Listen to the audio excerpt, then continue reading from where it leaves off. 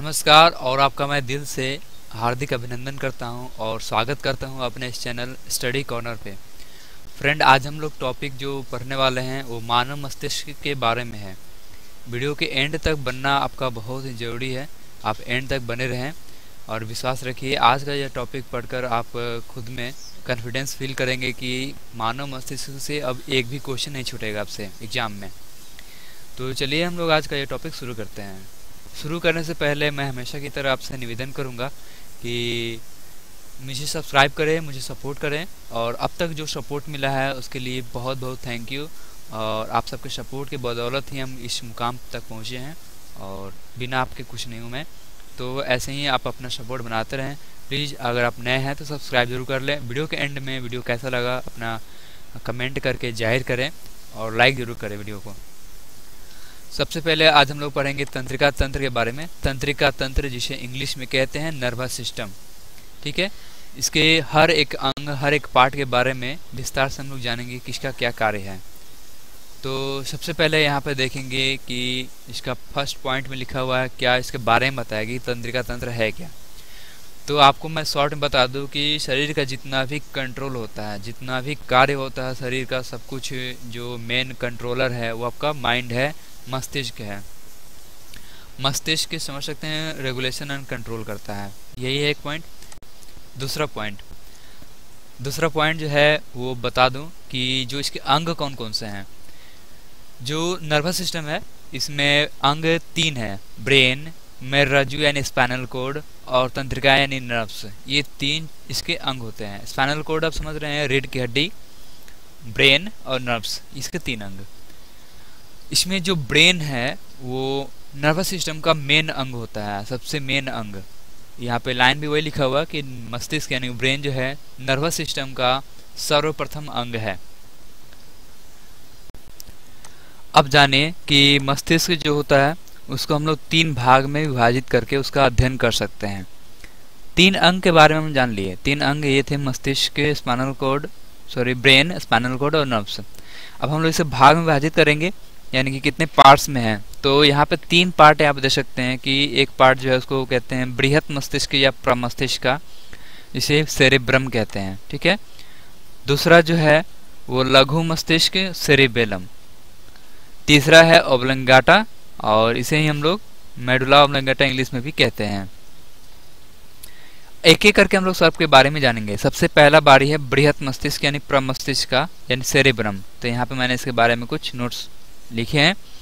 Cerebrum दिखने में कैसा लगता है? मस्तिष्क का सबसे ज्यादा भाग जो है वो सेरेब्रम है। यहाँ पे पीला कलर में देख सकते हैं। पूरा मस्तिष्क का लगभग मतलब कि पूरा भाग जो है कह सकते हैं कि सबसे ज्यादा भाग, सबसे बड़ा भाग है वो सेरेब्रम है और इसलिए इसको कहा भी गया है कि यह मस्तिष्क का सबसे बड़ा भाग होता है। काम क्या है इसका जरा देखा जाए। इच्छा शक्ति, आपके अंदर कुछ भी चाह होती है खाने की, चलने की, कहीं जाने की, घूमने की, कुछ भी, तो वो इच्छा शक्ति यहीं से कंट्रोल होता है, सेरेब्रम से। स्मरण शक्ति, आप कुछ याद करते हैं, कुछ भी अगर किसी को नाम याद करना, किसी से मिले हैं या फिर कुछ भी याद करना, वो सब स्मरण शक्ति सेरेब्रम से। फीलिंग, कुछ भी सुनना, देखना, सूंघना, बोलना तथा शरीर में जो चेतना होती है, चेतना नहीं समझ लीजिए, कुछ भी आप अचानक से कुछ भी करते हैं। जैसे मान लीजिए कि आप अचानक बैठे हुए हैं, आपके शरीर पे अचानक कोई गर्म लोहा रख दें तो आप अपना जो हरकत दिखाते हैं एकदम तेजी से, वो उस तरह का चेतना जो है वो सब कुछ कंट्रोल यहीं से सेरेब्रम से होता है। आगे अगर समझिएगा तो आपको कन्फ्यूजन दूर हो जाएगा कि इसमें कौन कौन सा है। ये सब याद करने की जरूरत नहीं है, बस ये समझ लीजिए, देख लीजिए क्या क्या है। नेक्स्ट, सेरेबेलम जो है यह शरीर को बैलेंस करता है, यहाँ देखिए संतुलित, बैलेंस करता है और मांसपेशी का जो कार्य होता है उसको कंट्रोल करता है। यहाँ देखिए कैसे हम लोग समझेंगे इसको, कैसे दिखता है पहले ये देख लीजिए, क्योंकि हम लोगों ने अभी देखा कि सेरेब्रम ऊपर वाला भाग होता है, सेरिबेलम जो होता है ये छोटा सा, इसलिए नाम है लघु मस्तिष्क। इस हिंदी में लघु मस्तिष्क कहते हैं क्योंकि छोटा सा है। सेरेबेलम ऐसे समझते कि बेल जैसा निकला रहता है छोटा सा, इसलिए सेरिबेलम नाम रखा गया है, सेरेबेलम। बैलेंस करना यानी कि हम लोग चलते हैं तो खुद को बैलेंस करते हैं। एक पैर पे खड़ा हो जाएं तो भी अपने आप को बैलेंस करते हैं ताकि गिरे ना। तो ये सब कुछ बैलेंस करना जो है वो सब कुछ सेरिबेलम से होता है। एक छोटा सा बच्चा जो है, छोटा सा बच्चा जब उसको चलने के लिए सिखाया जाता है तो चल नहीं पाता, मतलब कि अपने आप को खुद को बैलेंस करना कोशिश करता है वो। तो सब कुछ बैलेंस करना यहीं से रिलेटेड है सेरिबेलम से। मांसपेशी खिंचाव, आप कुछ भी किताब पकड़ते हैं, कितना शक्ति चाहिए किताब उठाने के लिए, सब कुछ मांसपेशियों के कार्य पर नियंत्रित रहे। तो सब कुछ समझ सकते हैं कि कंट्रोल करना मांसपेशियों के द्वारा और संतुलित यानी बैलेंस करना, ये सेरिबेलम का कार्य है। Next, medulla oblongata. Medulla oblongata जो है सबसे पहले कैसा दिखता है ये देख लीजिए, बहुत जरूरी है। हम लोगों ने अभी देखा कि सेरिब्रम ऊपर वाला भाग सबसे बृहत जो वाला भाग होता है वो सेरिब्रम होता है।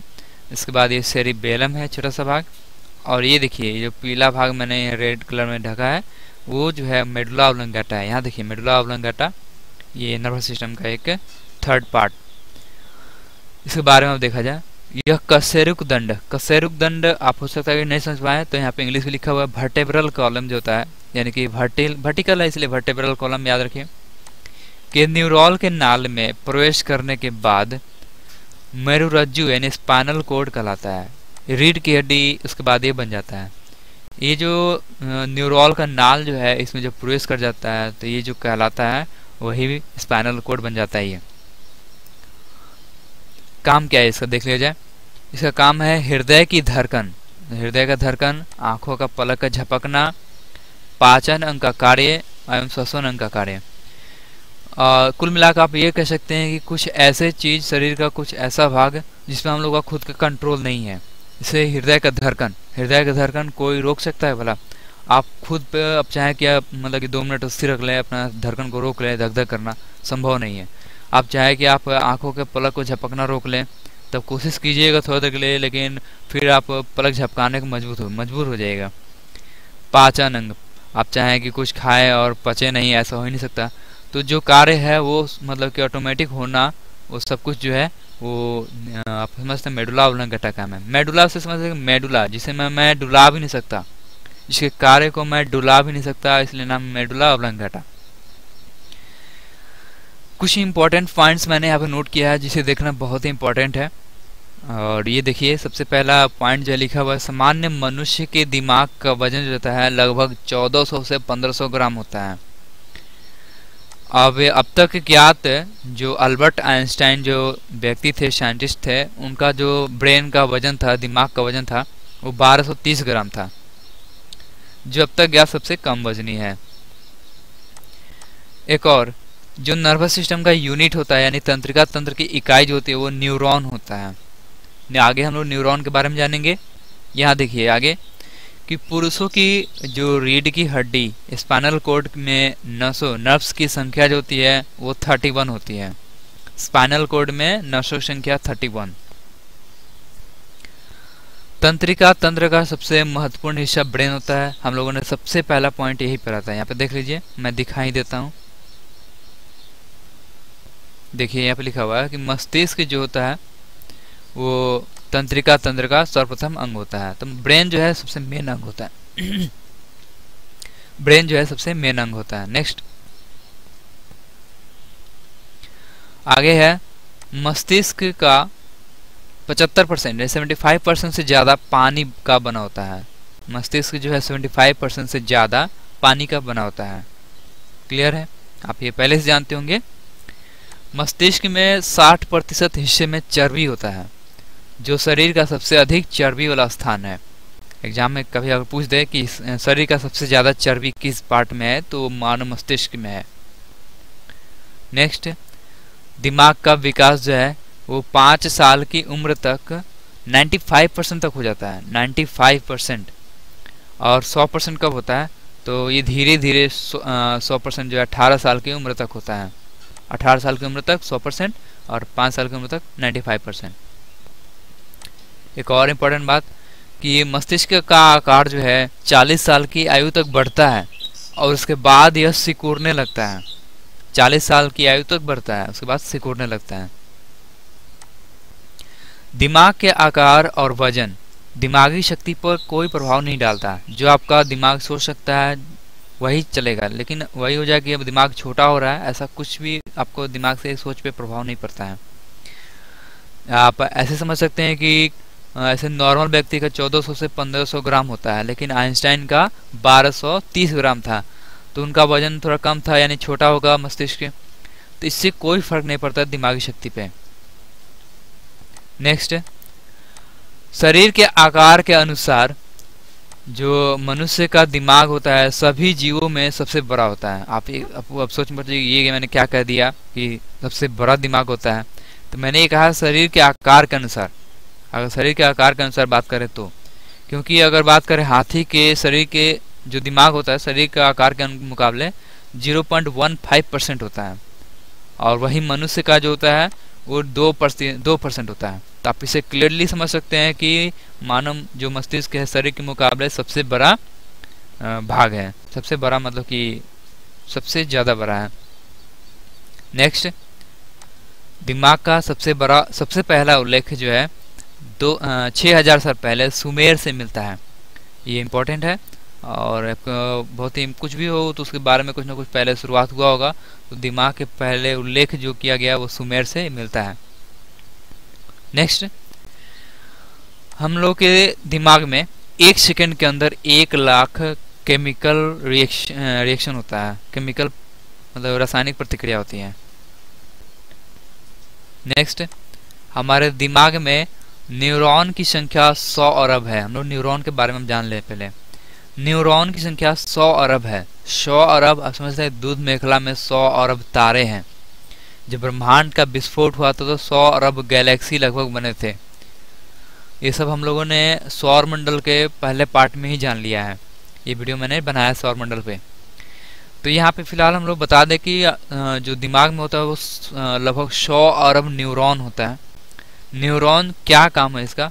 तो न्यूरॉन का काम जो है संचार का काम होता है, माने कि उसका जो भी कम्युनिकेशन है वो शरीर बॉडी तक पहुंचाना, बॉडी से फिर दिमाग तक ले जाना, ये सब न्यूरॉन का काम होता है।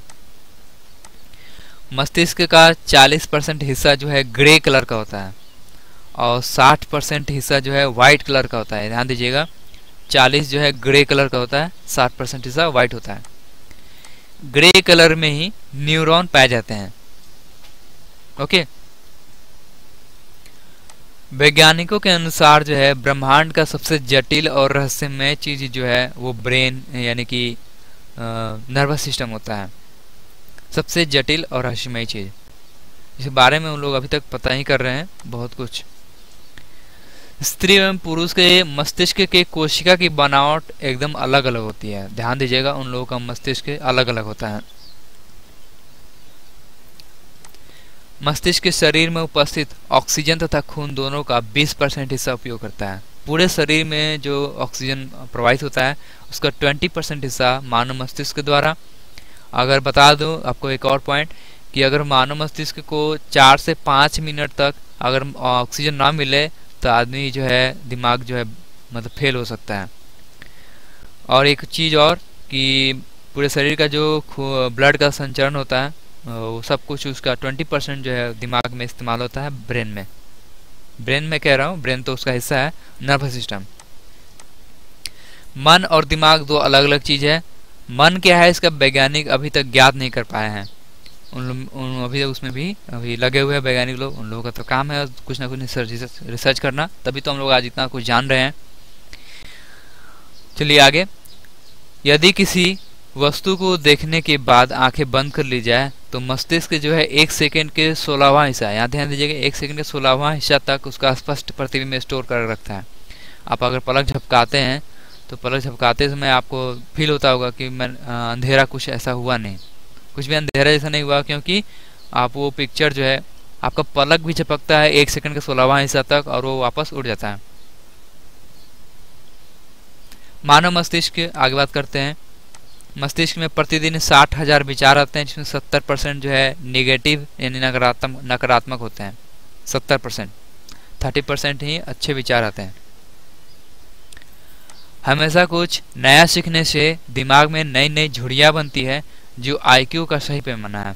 हमेशा कुछ नया सीखना चाहिए, और नया सीखने से आपके दिमाग में एक नया झिल्ली तैयार होता है। वो आपका समझ सकते हैं कि यह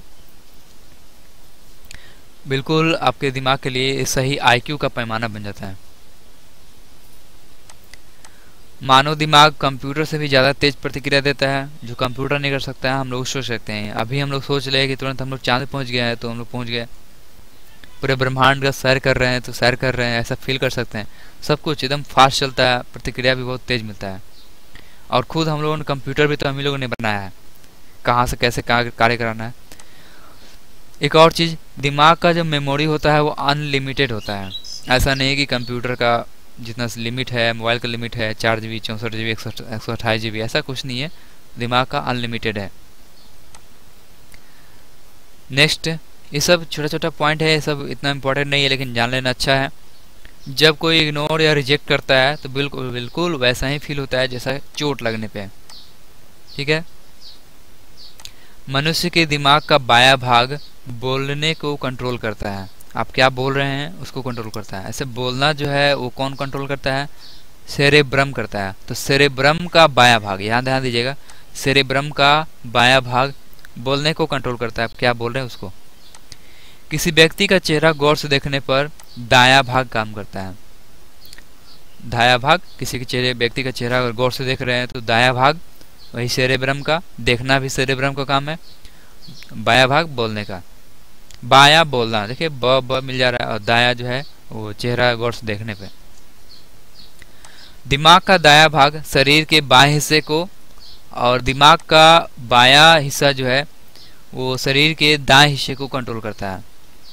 ऐसा आप सुने भी होंगे कि अगर लेफ्ट पैर में अगर कुछ प्रॉब्लम आता है, अचानक से पैर सूज जाना, पैर काम नहीं करना, तो जरूर अगर लेफ्ट है तो दिमाग के दाएं हिस्से में प्रॉब्लम आया है। ऐसा आप डॉक्टर से सुने होंगे। नेक्स्ट है, पढ़ने और बोलने से बच्चों का दिमाग ज़्यादा विकास करता है। ये बहुत ही इम्पोर्टेंट है, ध्यान दीजिएगा। मस्तिष्क में कोई नसें नहीं होती है, जिसके कारण हमें मस्तिष्क में कोई दर्द महसूस नहीं होता है। इतना ही मैंने टॉपिक कंप्लीट किया था, पॉइंट टू पॉइंट। मुझे विश्वास है कि आपको ये बेनिफिट होगा इस वीडियो के माध्यम से। आपको वीडियो में अंत के कैसा लगा लाइक जरूर कर देंगे। हम लोग नेक्स्ट टॉपिक मिलेंगे, तब तक के लिए अलविदा।